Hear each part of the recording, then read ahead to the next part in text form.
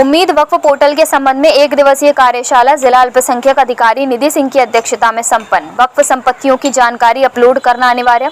5 दिसंबर आखिरी तारीख। जुर्माने की कानूनी कार्रवाई होगी। लखनऊ से आए प्रशिक्षकों ने दिया प्रशिक्षण। फिरोजाबाद जिले में शिया और सुन्नियों की वक्फ संपत्तियों को उम्मीद पोर्टल पर अपलोड करना केंद्र सरकार ने अनिवार्य कर दिया। इसके लिए 5 दिसंबर आखिरी तारीख तय की गई है। इसके बाद अपलोड न करने की स्थिति में मुतवल्लियों पर जुर्माने के साथ ही कानूनी कार्रवाई की जाएगी। सोमवार को फिरोजाबाद के रॉयल पैलेस में उम्मीद पोर्टल पर वक्फ संपत्ति को अपलोड करने के लिए मुतवल्लियों को प्रशिक्षण दिया गया। उत्तर प्रदेश सुन्नी सेंट्रल वक्फ बोर्ड लखनऊ से आए मास्टर ट्रेनर व इंस्पेक्टर अशर सिद्दीकी एवं सरफराज अहमद ने मुतवल्लियों को प्रशिक्षण दिया। उन्हें बताया कि उन्हें अपनी उन वक्फ संपत्तियों का विवरण उम्मीद पोर्टल पर अपलोड करना है। इसके लिए ज़रूरी दस्तावेज खसरा खतौनी के साथ ही आधार कार्ड भी ज़रूरी। बताया कि सरकार ने वक्फ संपत्तियों की सुरक्षा और उसके डिजिटलाइजेशन के लिए यह पहल की है। मुतवल्लियों को बताया गया कि उन्हें हर हाल में 5 दिसंबर 2025 तक इन्हें अपलोड कर देना है। मुतवल्लियों ने इस बारे में और जानकारी भी हासिल की। इस दौरान फिरोजाबाद के सुन्नी सेंट्रल वक्फ बोर्ड के कोऑर्डिनेटर मौलाना आलम मुस्तफ़ा याकूबी, सूफी जमील नासिर, असलम परवेज, सैयद अजहर हुसैन रिजवी मौजूद रहे। ज़िले भर में 75 वक्फ संपत्तियां दर्ज हैं। इनमें कब्रिस्तान, मस्जिदें, दरगाह, इमामबाड़े, खानकाहें और मदरसे शामिल हैं। संयोजक निधि सिंह, जिला अल्पसंख्यक अधिकारी के अनुसार 75 संपत्तियां रजिस्टर्ड हैं। इस अवसर पर आने वाले मुतवल्लियों को उम्मीद पोर्टल की एंट्री वाला फॉर्म और चेकलिस्ट भी दी गई। लगभग 150 मस्जिदों के मुतवल्ली मौजूद रहे। कार्यशाला का संचालन डॉक्टर आफ्ताब अहमद ने किया।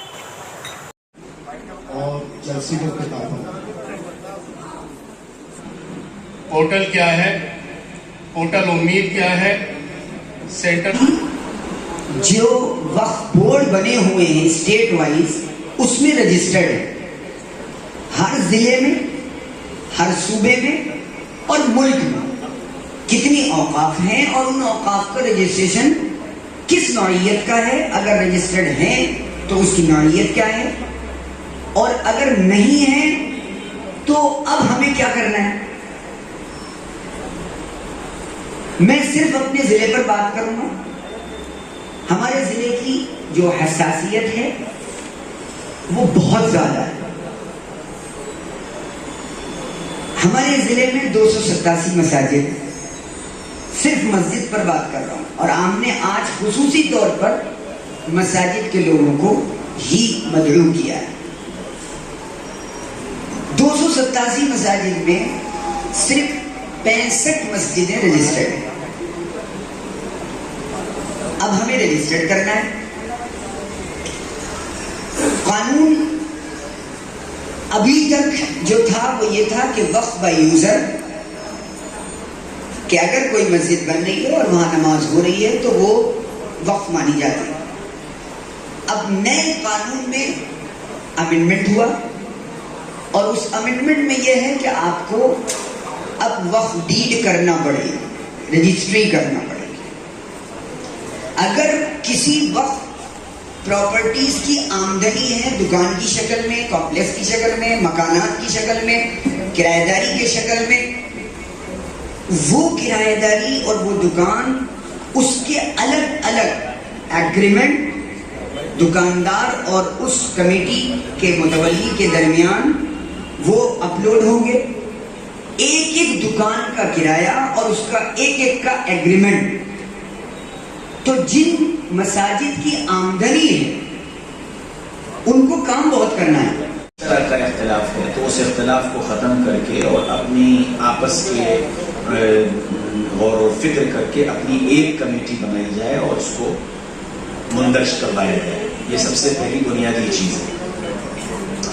दूसरी बात यह है कि बहुत सारी हमारी औकाफ की आज भी जायदादें ऐसी हैं जिनके बारे में हमारे बहुत से लोगों को पता ही नहीं है कि ये वक्फ की ज़मीन है, और वो उसके अलावा और फिर उनको न तो उनके बारे में कोई उसकी घेराबंदी है, ना उसकी कोई गौर व फिक्र है। ख़ास तौर से हमारे जो शहर से बाहर के इलाके हैं, टूंडला के इलाके में, इधर हमारे मक्खनपुर के इलाके में और एतमादपुर के इलाके में जो फिरोजाबाद ज़िले में लगती हैं, इसमें कई प्रॉपर्टियां मेरे इल्म में हैं जो ऐसी हैं जो वक्फ हैं, लेकिन वो किसी भी मुंतज़िमा कमेटी के ज़ेर इंतज़ाम नहीं है या वो ज़ेर इल्तिवा पड़ी हुई हैं। वक्फ बोर्ड में भी उनका कहीं कोई देखभाल करने वाला नहीं हुआ और वो फाइल सालों से पीछे दबी हुई है, कोई उसको नहीं गौर कर पाया। तो जहाँ जहाँ भी आप हजरात रहते हैं इस पर बहुत और फिक्र करने की ज़रूरत है कि अगर ऐसी कोई प्रॉपर्टियाँ हैं जिनके बारे में आपको ये मालूम है कि वो वक्फ की हैं, तो उनको बाकायदा उसकी मुंतज़िमा को वजूद में ला करके और उसको बाकायदा पोर्टल पर चढ़वा करके उसको इस कानून के दायरे में ले आया जाए। कि बोर्ड में उनका रजिस्ट्रेशन होना ज़रूरी है या किसी भी तरीके का कागज़ ज़रूरी है।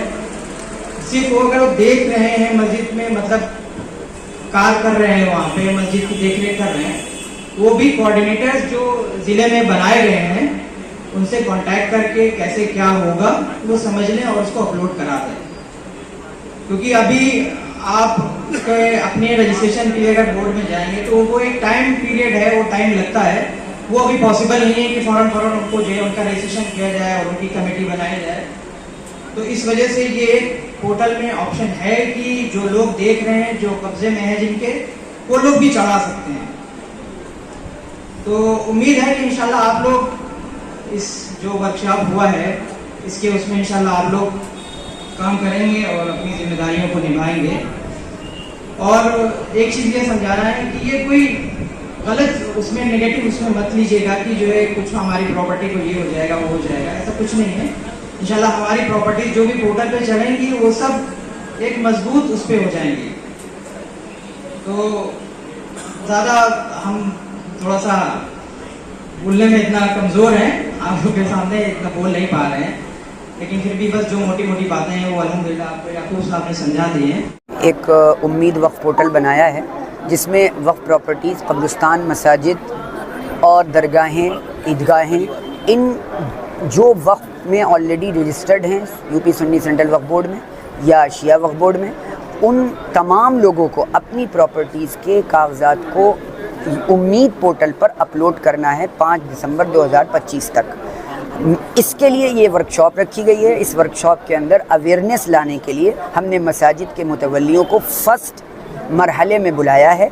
इसमें मसाजिद के लोगों को, मुतवल्ली, ज़िम्मेदार, इमाम, ये लोग यहाँ आए हैं, तकरीबन 150-200 मसाजिद के लोग, उनको बुलाकर उनको अवेयर किया जा रहा है और उनको एक फॉर्म दिया जा रहा है, चेकलिस्ट दी जा रही है और उसको इस तरह से बताने की कोशिश की कि वो आसानी से, आराम से वो कहीं पर भी किसी भी साइबर कैफ़े से ये अपलोड डॉक्यूमेंट कर दें वक्त से पहले, ताकि हमारे ये सारे औकाफ प्रोटेक्ट हो जाए।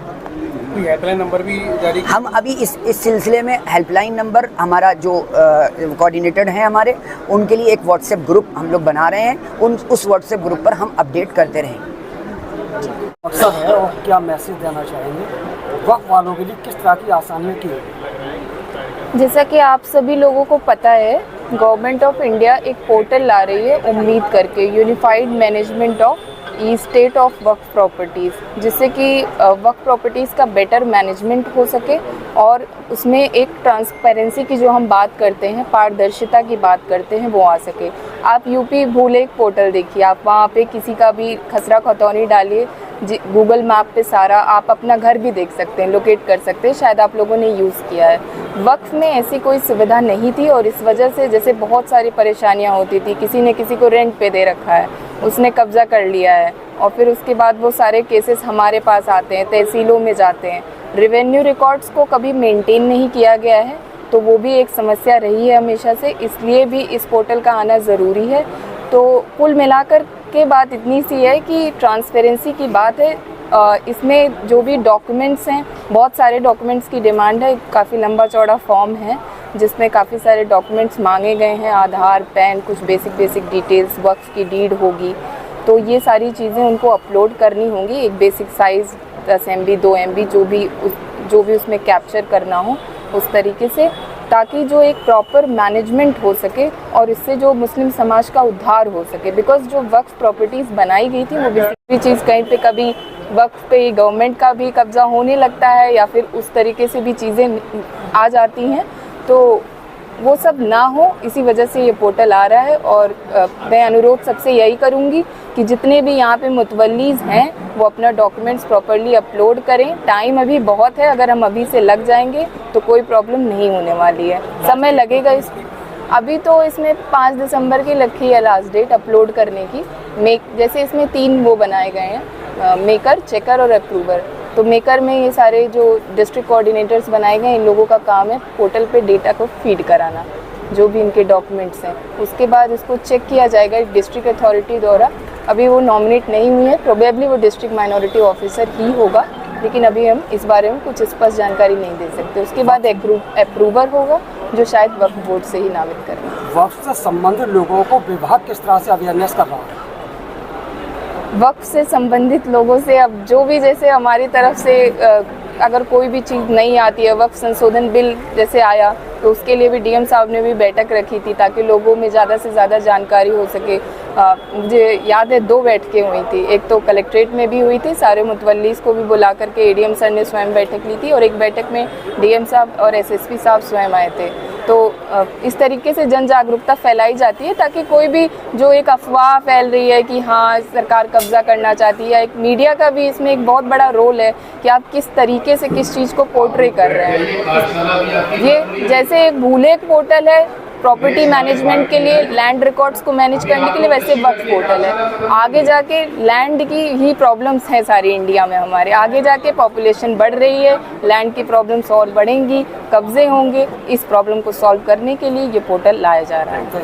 मैम बस ये कह रहा था मैं कि जैसे अवेयरनेस कम है लोगों के बीच, जी। जागरूकता नहीं है, बहुत से लोगों को पता ही नहीं है ये सब है क्या। जैसे आज ये कार्यशाला लगी हुई है, तो इसके लिए प्रशासन ने मतलब कोई कैंप वगैरह या कोई रणनीति बनाई है आगे जागरूकता फैलाने के लिए, लोगों को ज़्यादा से ज़्यादा जागरूक?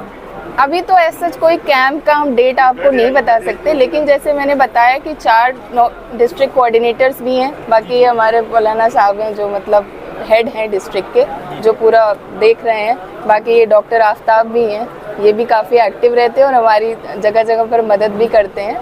तो इन सभी लोगों के साथ मिल करके हमें मतलब हम ज़रूर ये चीज़ कर पाएंगे और आगे भी हम जन जागरूकता कर पाएंगे, जिससे लोग जागरूक रहें और अपना जो भी काम हो, जो भी वक्फ से रिलेटेड चीज़ें हों, वो सही ढंग से कार्रवाई में आ सकें।